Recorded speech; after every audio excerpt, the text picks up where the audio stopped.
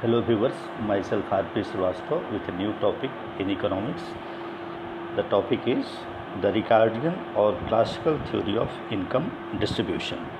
Let us start with introduction, having a basic idea about the presumptions of Ricardian or classical theory of income distribution. Ricardo divided the economy into two sectors, that is agriculture and industry, and his model is applicable mainly to agriculture. The forces working in this sector determine the distributive share in industry. So his study is based only upon distribution in agriculture sector, and same was applied for industry. He regarded profit as the necessary incentive for capital accumulation, and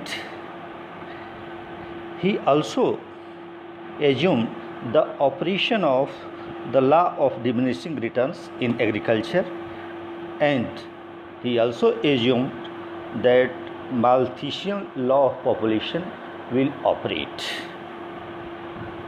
Ricardo discusses the distribution of national income or national output among the three shares of that are rents, wages, and profits. However, his theory is based upon two separate principles: the marginal principle and the surplus principle. As I have said, that Ricardian or classical theory of income distribution was based upon two separate principles: the marginal theory of distribution as well as surplus principle. And in this context, H.C. Johnson has rightly said the major advance made by Ricardian theory over the Adam Smithian theory was the application of the marginal principle to the distribution theory. So here, however,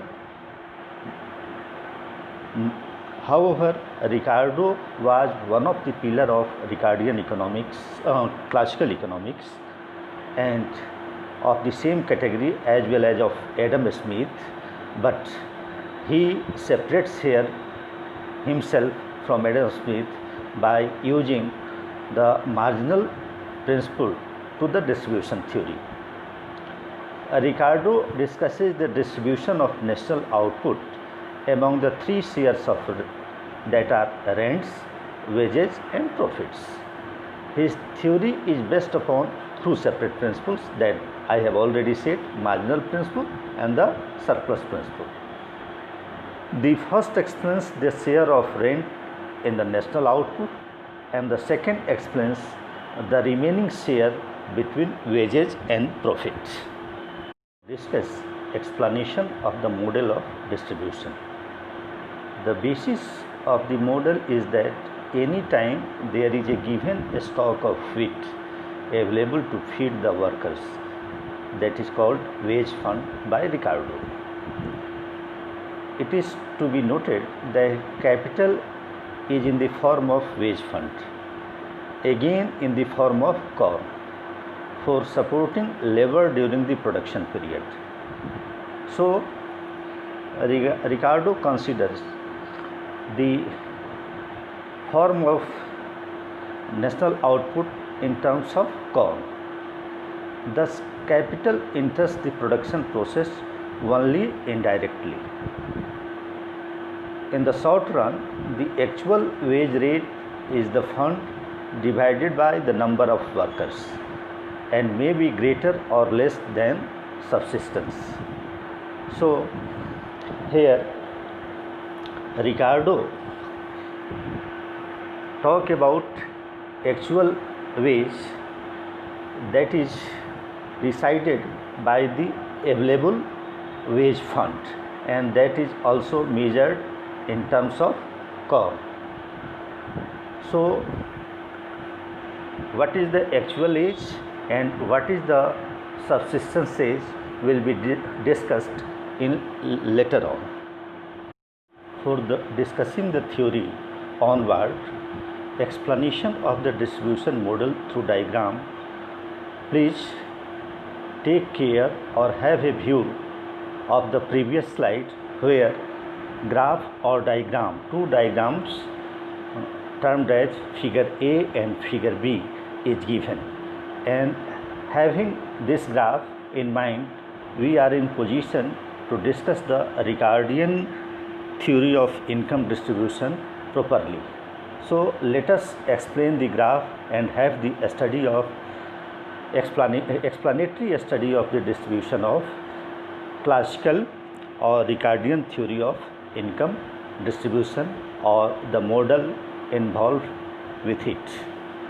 The number of workers determine the marginal product of labor, and profits are the difference between marginal product of labor and the actual wage rate. As shown in figure A of the previous slide,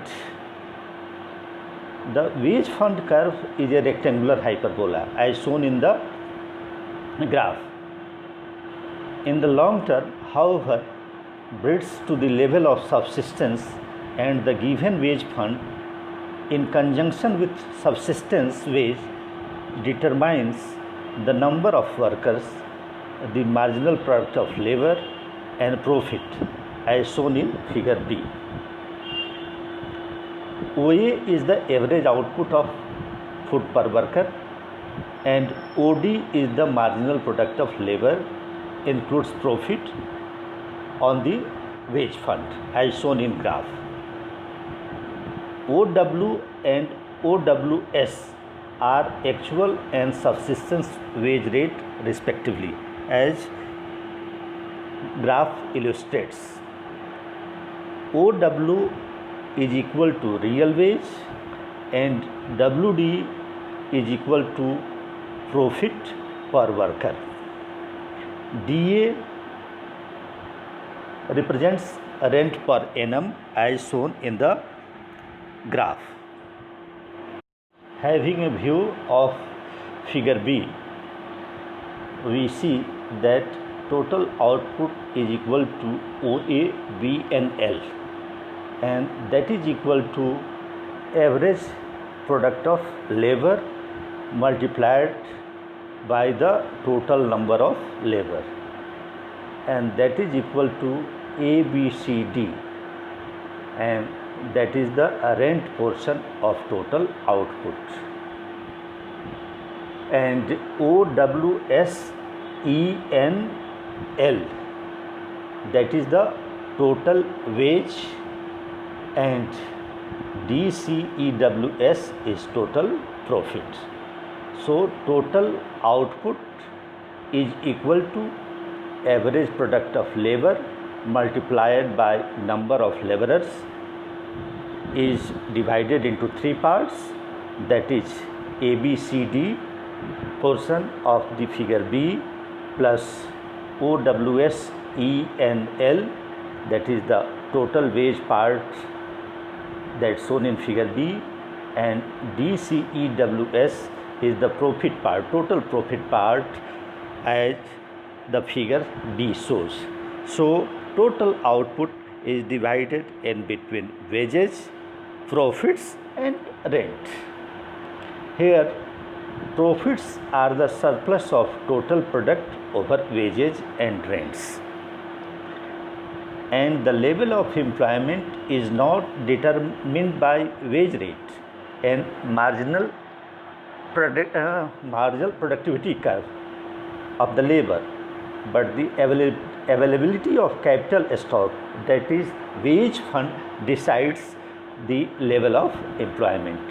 So in Ricardian theory, not the marginal productivity curve having its say in decision of total employment, but availability of capital stock, that is called wage fund, decides the total employment possible, and rate of profit is equal to total profits divided by total wages.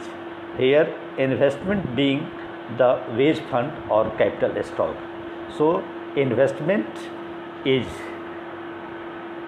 known as wage fund or capital stock, and rate of profit is the ratio of total profit divided by total wages.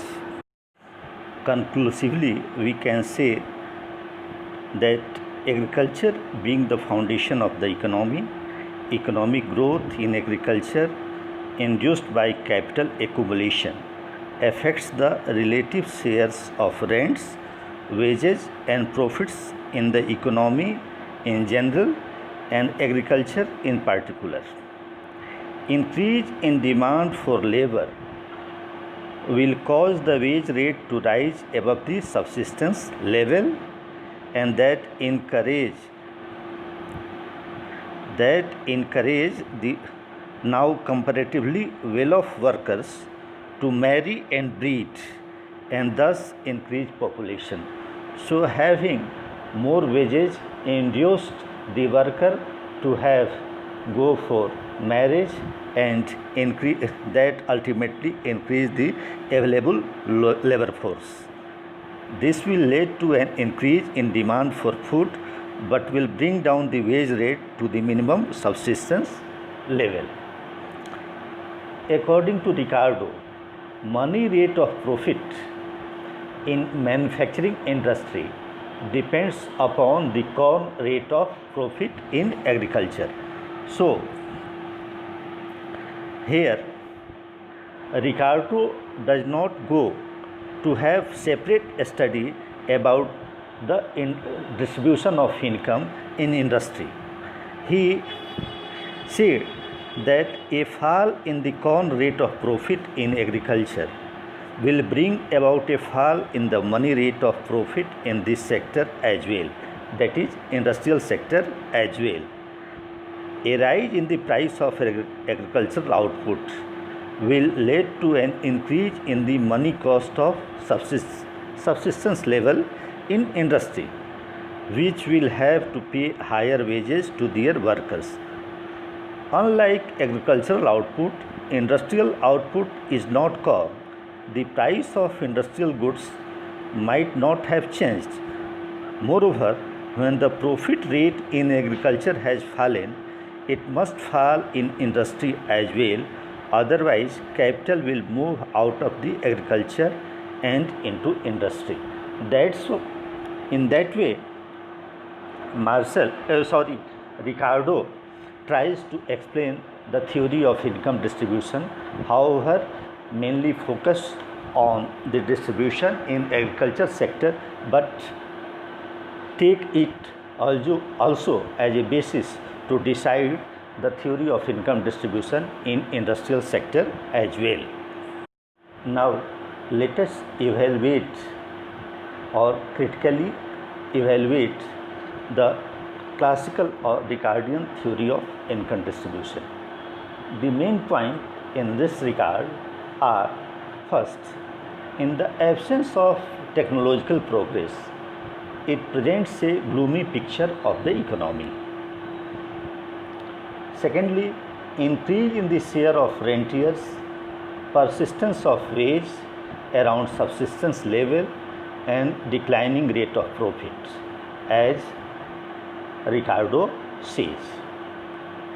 Next, diminishing returns in agriculture and in general a tendency towards total stagnation in the economy. It is very simple rather than primitive economy based. So it will be not proper to look the distribution in modern economy on the basis of Ricardian theory of income distribution. With technological revolution, most of the assumptions as well as forecasts have proved wrong. So as we proceed or follow the path of technical advancement, all the assumptions for his income distribution theory as taken by Ricardo and forecast based upon those are proving to be wrong. Nevertheless, some of the Ricardo's basic idea were borrowed by Marx. So, the point here to be taken in account that even though this theory is outdated, but a Ricardian principle is the source of Marxian approach of income distribution. So, nevertheless, some Ricardo's basic idea were borrowed by Marx, and later on, through him, influenced social thinkers even now, as Marxian analysis is an adaptation of a Ricardian principle and philosophy of Marx, and so his theory of distribution income is still influencing social thinkers in day-to-day society and its problem existing even now. This discussion, I have tried my best to explain the Ricardian or classical theory of income distribution, that is a moderation in Adam Smith's analysis as well as the source of Marxian approach of theory of income distribution, and this is all about Ricardian theory of income distribution. Thank you.